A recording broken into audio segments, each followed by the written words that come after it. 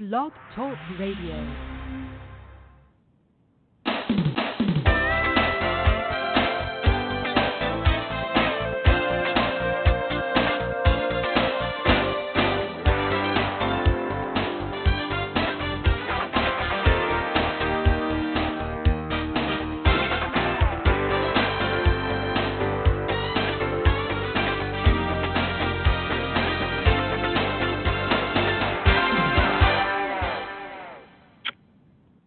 As of this week, I'm changing the focus of my shows. I'm your host, Davida Shinsky. You're listening to Live Without Limits. Today's show is titled 5 Steps to Find Your Perfect Niche Market.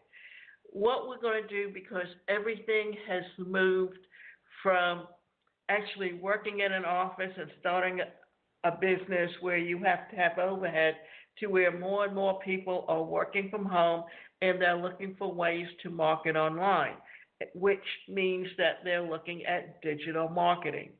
So the first thing we're going to talk about is the 5 steps to find your perfect niche market. Meaning,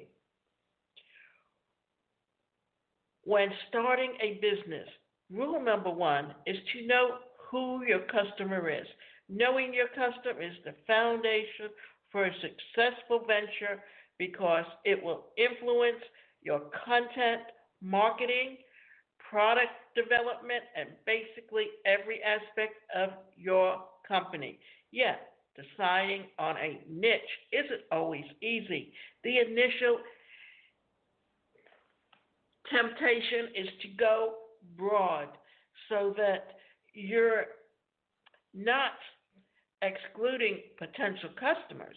Unfortunately, that approach leads to what used to be dubbed the spray and pray marketing technique, a term describing how irrelevant messages get sent to generic audiences in the hope that something will stick. The result, when you try to sell everyone, is that you sell to no one. A mere solid approach to niche marketing, which refers to a strategy that focuses on a unique target audience. So, what are we talking about here? We're actually talking about when you're working with your market, you want to focus in on a smaller group. You need to know what industry you're working in, who the competition is, and when working against that competition, where are the holes of people who need to be served, who can use your product, and yet they are not being reached.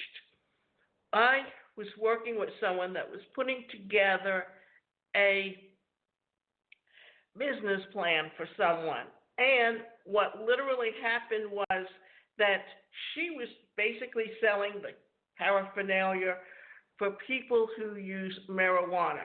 Well, instead of doing the research to find out who her competition was and who they were serving, she just felt that she could compete against them and serve the same community. The problem was what she was doing was either home delivery or a mail order business. And when you are doing that type of business where you're selling the product from your home, you need to research to find out which market is underserved. Because, first of all, there were senior citizens who use medical marijuana for pain or any other illnesses, but they may not be able to get out to get the paraphernalia they need to use the product. So if she had done her research and actually understood which market she needed to serve, it would have increased her income tenfold, because what she was doing was actually storing the product in her garage. If you remember with Amway, when that first got started, it was a business where it was a multi-level marketing business, but when you bought the product for wholesale and sold it at a retail, you were either becoming the person who delivered it to their home or you did mail order for them. But you had to have a place to store your product to give it to your customers. Well, in essence, if she had looked at her market much more closely, she would have understood who needed her services. This way, she could get in her car and she could deliver it and pick up the check. Or they could pay by credit card online and make sure that it's very, very secure, that no one can get their information. And in the process of doing so, it would allow her the opportunity to increase her sales instead of just assuming that everyone who used marijuana and needed paraphernalia was her customer. Here are 5 steps that any business owner or entrepreneur can use to find the perfect niche. Do some soul searching. If you don't really care about the work you'll be doing, you definitely won't be successful. Being an entrepreneur has a lot of ups and downs, and the only way to get through those periods is to have a passion for work itself. Your niche should arise naturally from your goals, interests, and values. The best ideas for a niche market will come from your own experience. Ask yourself questions like, what special skills do I have developed? What would I love to do even if I wasn't getting paid for it? What do I enjoy doing so much that I lose all track of time when I'm doing it? Is there a pain point that I've been encountering that I'd like to solve for myself and others? If I had all the time and money in the world, I knew I couldn't fail. What would I be doing? The key to finding the ideal niche is to identify activities like the intersection of what you enjoy and what you're good at. I recently moved my website to a site called Builderall because they have a platform which is geared towards digital marketing with videos, with script writing, with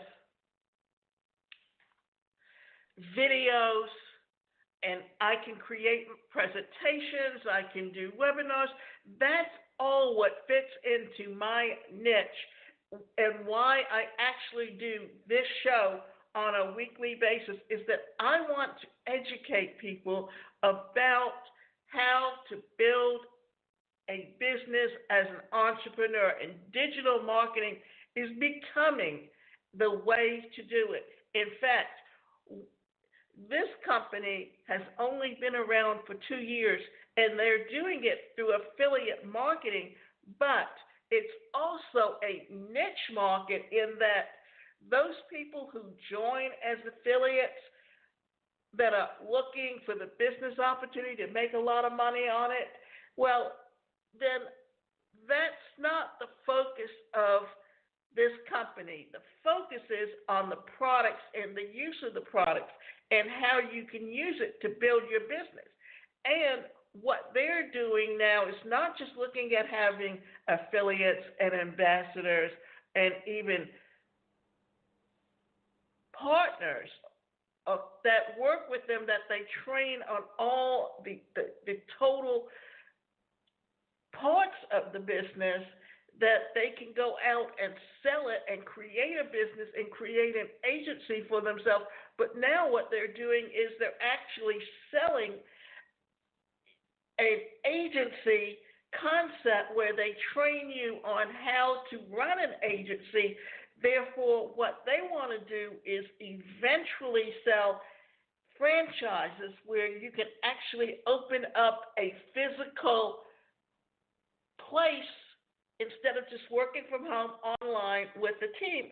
And serving other companies and corporations who can use your services, which is really great. And since it's a niche market, it's like when I first got into professional speaking and training, I joined a company called Performax and Personal Dynamics Institute. And why did I join those companies?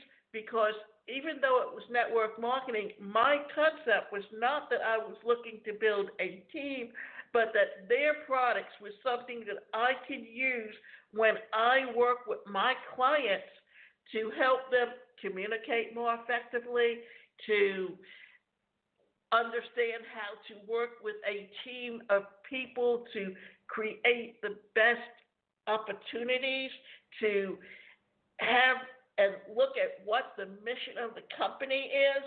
And once you understand what the mission of the company is, that you all have the same goals and you use each other's specialties and personalities to really make it all work as one and help you reach your goals. So when we're talking here, we're really talking about how to work within your niche and how to understand where your strengths are and where your abilities are and who are the people that you truly want to work with. Survey your target market. Why is surveying important? Because once you have surveyed, then you actually understand who it is that you want to reach. Once you have a preliminary idea for a niche, survey the target market to uncover their pain points. Take a look at sites like Facebook, Twitter, Reddit, and Quora to see what dialogue people are having, what questions are they asking, and what problems are they experiencing. Facebook is especially useful because you can join groups where your target market is present and be a part of their conversations. Offer to help people with their issues and start testing your product or service that way. Create a meetup group so you can get ideas by personally interacting with your target audience. Surveys are another option in better understand your niche. Tools like SurveyMonkey or SurveyGizmo make it easy to create custom surveys without all the complexity. I am actually on Quora, and on Quora, because of my specialty, I often get questions or see questions about digital marketing and how has it changed and how is it better and do you still need to use content? Well, you know that as time goes on, as technology changes, you have to find a way that's going to help you reach your target market. And when you understand how to reach them and how to address and the actual words to use when you're talking to them, then that's how you become known as an authority on the subject. And the idea here is to help you become known as the authority for one reason and one reason only, that when you are known as an authority in a subject, then people will want to hear you.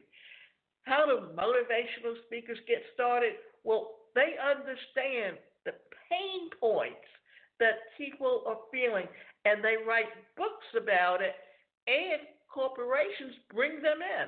But I also saw in Quora a question about how come motivational speakers are frauds. Well, it's not that they're frauds, but the real issue is here that when you're listening to them, you get motivated and you change your mindset.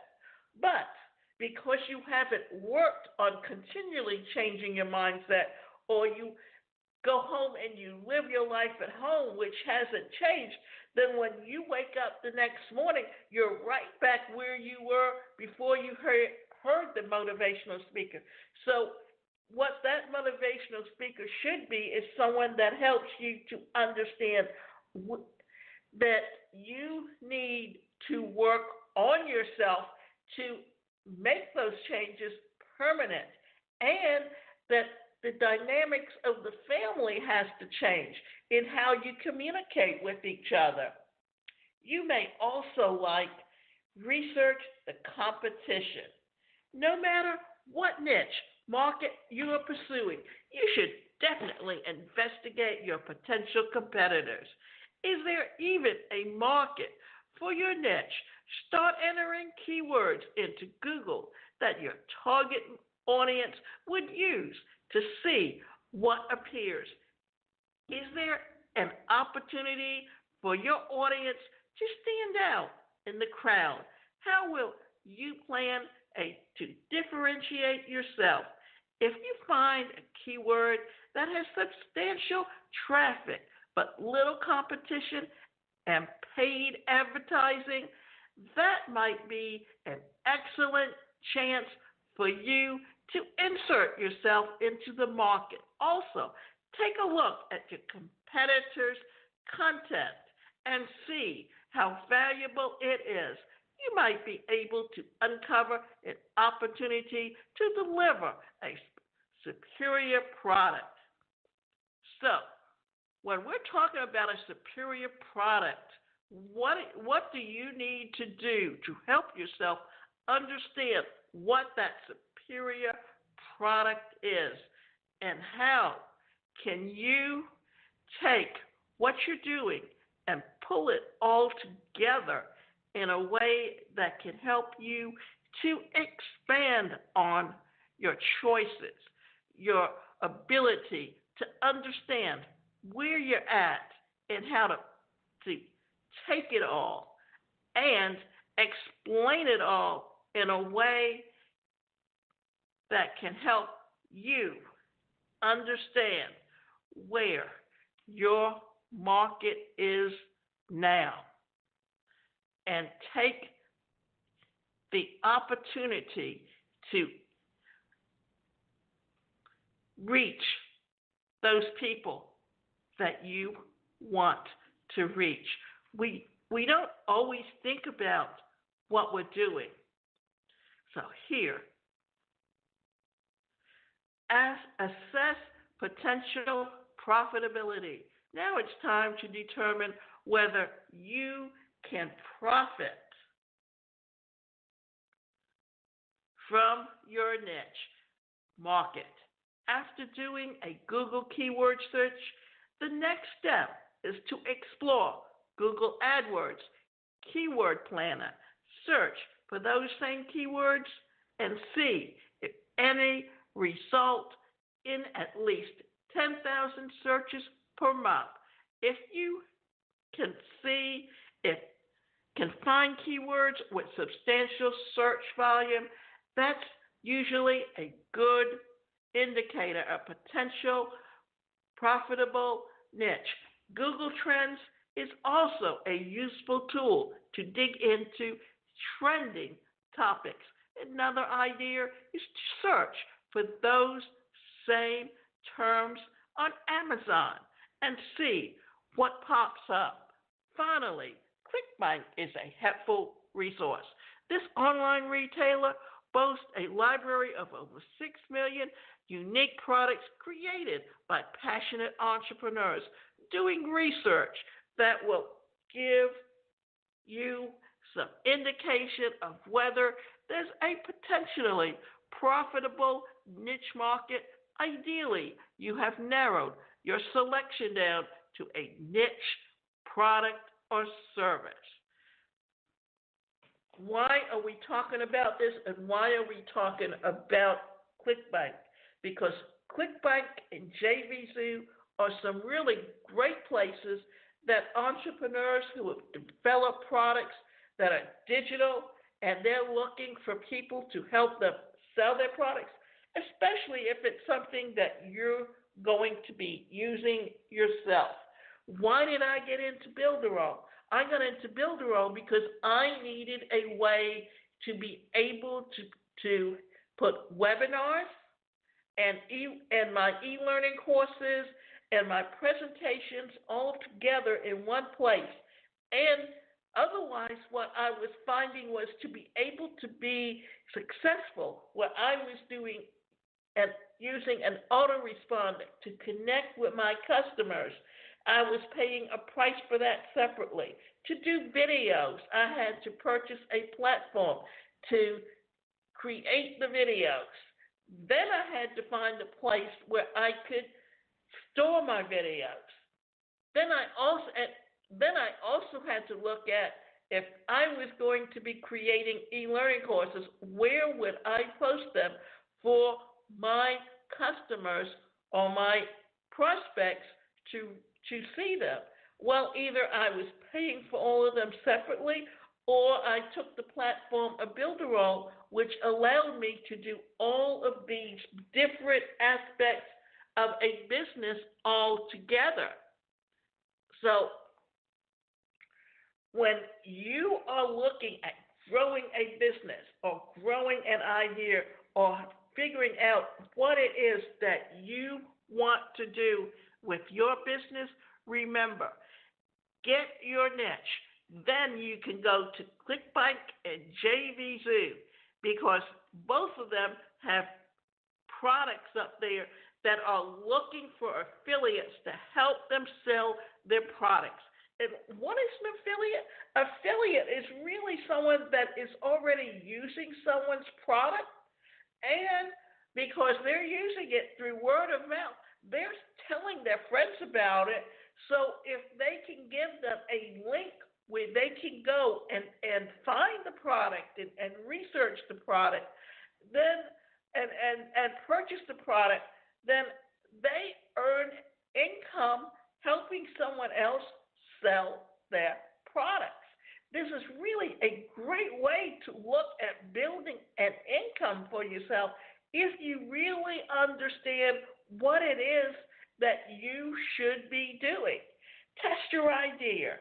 The last step to validate your idea, initially you can reach out to your network of friends and acquaintances to see if they would be interested in your new product or service. You can contact them via email and Facebook, asking if they'd like to make purchases, and point them to your PayPal account for payment even before you have a product to sell. If you end up with a bunch of sales, there's a great validation like Indigo or Kickstarter for another way to validate your product and also collect money up front to find the business. If you'd like to go a step further, you don't necessarily need to create a full website. Tools like Leadpages make it easy to set up a simple landing page promoting your idea, and you can use paid advertising to drive traffic to that page. Even if you'd like to gain traction, it can still be a visible niche. You might need to refine your messaging or find a better offer. You can also set up some A/B testing to determine if using different landing pages, templates deliver better results. Once you follow the previous steps, just go for it. You can do all the research in the world, but until you finally get out there, you're not going to know how your niche is going to respond to your offering. Remember to remain flexible and continue to make adjustments along the way. Stick with it, and eventually you will crack the code that will open the door to the ideal niche market. Why is this important? Because remember this, when you use an autoresponder, you also need to understand When they're talking about a landing page, they're really talking about a sales funnel. And a sales funnel is the journey that you take your customer on to get them to purchase products from you. For so many reasons, I think people don't quite understand the importance of what a sales funnel is. The sales funnel connects to your autoresponder, and the first thing they do is they get into an opt-in page where if they want more information, then they are going to send you or give you the opportunity to reach your customers. And in doing so, what you want to be able to look at is how are you going to take the opportunity to see what is going to happen for you in today's marketplace. And when you're doing the sales funnel, you want to develop a relationship. That's the importance of the landing page, or the opt-in page is another way of calling it. And then once they give you the information, then you take them on the journey of what's the product, and it can be what you're giving them. It can be a free ebook. It can be a white page. It can be just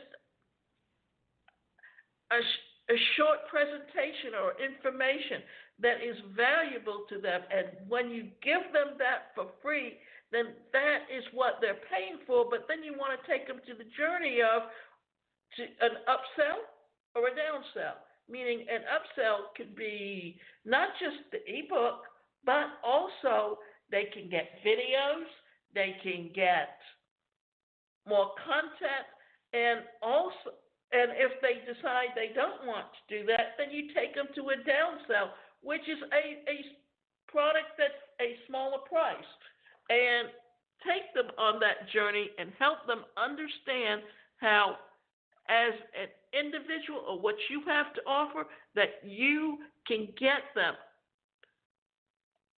to purchase from you. And then you give them a thank you page where you're thanking them for the sale, right?